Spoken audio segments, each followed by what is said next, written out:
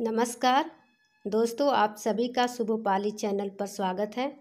आज हम ज्ञानपीठ पुरस्कार एवं हिंदी में जिन प्रसिद्ध साहित्यकारों को ज्ञानपीठ पुरस्कार प्रदान किया गया है उनके बारे में जानकारी प्राप्त करेंगे, जो कि आने वाली टीजीटी, पीजीटी, नेट, जेआरएफ तथा अन्य परीक्षाओं के लिए उपयोगी है। साथ ही एक बात ज़रूर कहना चाहूँगी कि मेरे आने वाले सभी वीडियो को देखने के लिए आप मेरे चैनल को सब्सक्राइब जरूर करें तथा बेल आइकन को प्रेस करना ना भूलें। इससे मैं जो भी वीडियो अपने चैनल पर अपलोड करूंगी वह आप तक सबसे पहले पहुंच जाएगा। तो चलिए शुरू करते हैं। तो आइए जानते हैं ज्ञानपीठ पुरस्कार के बारे में कुछ महत्वपूर्ण बातें। यह भारतीय ज्ञानपीठ न्यास द्वारा भारतीय साहित्य के लिए दिया जाने वाला सर्वोच्च पुरस्कार है। भारत का कोई भी नागरिक जो 8वीं अनुसूची में किसी भाषा में लिखता हो इस पुरस्कार के योग्य है। पुरस्कार स्वरूप 11 लाख रुपए की धनराशि, प्रशस्ति पत्र, वाग्देवी की कांस्य प्रतिमा दी जाती है। प्रथम ज्ञानपीठ पुरस्कार सन 1965 ईस्वी में मलयालम लेखक जी शंकर कुरूप को प्रदान किया गया। अब थोड़ी जानकारी वाग्देवी की कांस्य प्रतिमा के बारे में प्राप्त कर लेते हैं। यह ज्ञानपीठ पुरस्कार में प्रतीक स्वरूप दी जाने वाली कांस्य प्रतिमा है। मूलतः धार मालवा के सरस्वती मंदिर में स्थित प्रतिमा की अनुकृति है। इस मंदिर की स्थापना राजा भोज ने 1050 ईस्वी में की थी। अब यह प्रतिमा ब्रिटिश म्यूजियम लंदन में है। भारतीय ज्ञानपीठ ने साहित्य पुरस्कार के प्रतीक के रूप में इसको ग्रहण करते समय शिरोभाग के पार्श्व में प्रभामंडल सम्मिलित किया है। इस प्रभामंडल में 3 रश्मिपुंज हैं जो भारत के प्राचीनतम जैन तोरण द्वार, कंकाली टीला, मथुरा के रत्नत्रय को निरूपित करते हैं। हाथ में कमंडलु, पुस्तक, कमल और अक्षयमाला ज्ञान तथा आध्यात्मिक अंतर्दृष्टि के प्रतीक हैं। अब जानते हैं ज्ञानपीठ पुरस्कार से सम्मानित हिंदी के प्रसिद्ध साहित्यकार के बारे में। इसमें सबसे पहला नाम आता है सुमित्रानंदन पंत जी का। सुमित्रानंदन पंत को उनकी कृति चिदंबरा के लिए सन 1968 ईस्वी में चौथा ज्ञानपीठ पुरस्कार प्रदान किया गया था। अब थोड़ी विस्तृत जानकारी सुमित्रानंदन पंत के बारे में प्राप्त कर लेते हैं। सुमित्रानंदन पंत छायावादी कवियों के 4 स्तंभों में से एक हैं। 1960 में कला और बूढ़ा चांद काव्य कृति के लिए इन्हें साहित्य अकादमी पुरस्कार से सम्मानित किया गया। वर्ष 1961 ईस्वी में इन्हें पद्म भूषण से सम्मानित किया गया तथा इनकी अन्य कृतियों के बारे में जान लेते हैं।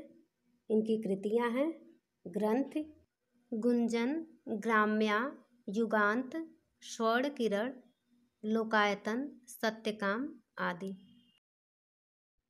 दूसरे कवि हैं रामधारी सिंह दिनकर। रामधारी सिंह दिनकर को उनकी काव्यकृति उर्वशी के लिए सन 1972 ईस्वी में इन्हें 8वां ज्ञानपीठ पुरस्कार से सम्मानित किया गया। अब थोड़ी जानकारी रामधारी सिंह दिनकर के बारे में प्राप्त कर लेते हैं। इनका जन्म सिमरिया घाट, बेगूसराय जिला, बिहार में हुआ था। सन 1959 ईस्वी में इन्हें संस्कृत के 4 अध्याय निबंध के लिए साहित्य अकादमी पुरस्कार से सम्मानित किया गया। सन 1959 ईस्वी में ही पद्म भूषण से अलंकृत किया गया। अब आइए इनकी कृतियों के बारे में जान लेते हैं। इनकी प्रसिद्ध कृतियां हैं कुरुक्षेत्र, रश्मिरथी, हुंकार, परशुराम की प्रतीक्षा, संस्कृत के 4 अध्याय। तीसरे कवि हैं सच्चिदानंद हीरानंद वात्स्यायन अज्ञेय। अज्ञेय को सन 1978 ईस्वी में कितनी नाव में कितनी बार के लिए उन्हें 14वां ज्ञानपीठ पुरस्कार से सम्मानित किया गया। अब अज्ञेय के बारे में थोड़ी विस्तृत जानकारी ले लेते हैं। सन 1936-37 ईस्वी में सैनिक और विशाल भारत नामक पत्र पत्रिकाओं का इन्होंने संपादन कार्य किया। इलाहाबाद से प्रतीक पत्रिका निकाली। इसके अतिरिक्त इन्होंने दिनमान, नव भारत टाइम्स, अंग्रेजी पत्र वाक और एवरीमैन्स जैसी प्रसिद्ध पत्र पत्रिकाओं का संपादन भी किया। सन 1980 ईस्वी में उन्होंने वत्सल निधि नामक एक न्यास की स्थापना की, जिसका उद्देश्य साहित्य और संस्कृति के क्षेत्र में कार्य करना था। सन 1964 ईस्वी में आंगन के पार द्वार काव्य कृति के लिए इन्हें साहित्य अकादमी पुरस्कार से सम्मानित किया गया।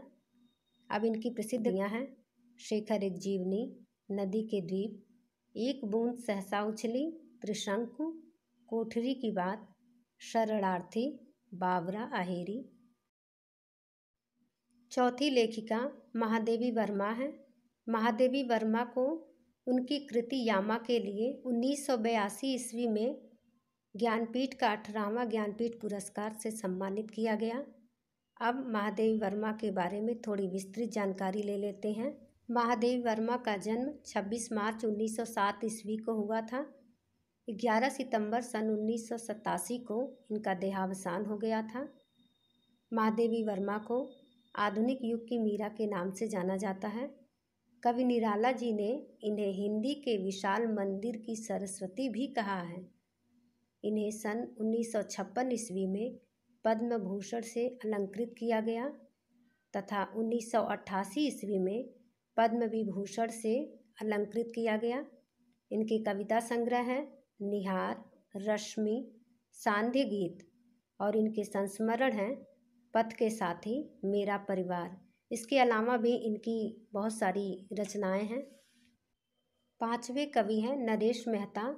नरेश मेहता को उनके संपूर्ण साहित्य के लिए सन 1992 ईस्वी में इन्हें 28वां ज्ञानपीठ पुरस्कार प्रदान किया गया।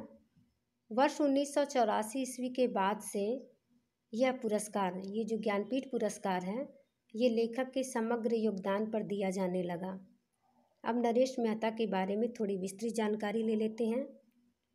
15 फरवरी 1922 ईस्वी को मध्य प्रदेश में नरेश मेहता का जन्म हुआ था। 22 नवंबर सन 2000 ईस्वी को इनका देहावसान हो गया था। सन 1988 ईस्वी में अरण्य काव्य कृति के लिए इन्हें साहित्य अकादमी पुरस्कार से सम्मानित किया गया। इनकी अन्य कृतियों के बारे में जान लेते हैं। इनकी अन्य कृतियां हैं अरण्या, उत्तर कथा, एक समर्पित महिला, कितना अकेला आकाश, चैत्या, दो एकांत, धूमकेतु, एक श्रुति, पुरुष, प्रतिश्रुति, प्रवाद पर्व, बोलने दो चीड़ को, यह पथ बंधु था, हम अनिकेत। अगले कवि हैं निर्मल वर्मा। निर्मल वर्मा को पंजाबी लेखक गुरदयाल सिंह के साथ संयुक्त रूप से संपूर्ण साहित्य के लिए सन 1999 ईस्वी में इन्हें 35वां ज्ञानपीठ पुरस्कार प्रदान किया गया। अब आइए इनके बारे में विस्तृत जानकारी लेते हैं।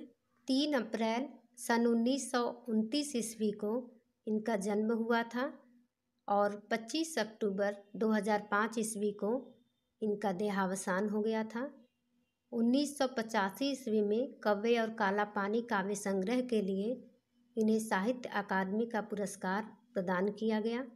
सन 1995 ईस्वी में इन्हें मूर्ति देवी पुरस्कार से सम्मानित किया गया। इनके प्रसिद्ध उपन्यास हैं वे दिन, एक चिथड़ा सुख, लालटीन की छत, अंतिम अरण्य और कहानी संग्रह हैं परिंदे, जलती झड़ी, पिछली गर्मियों में कव्वे और काला पानी।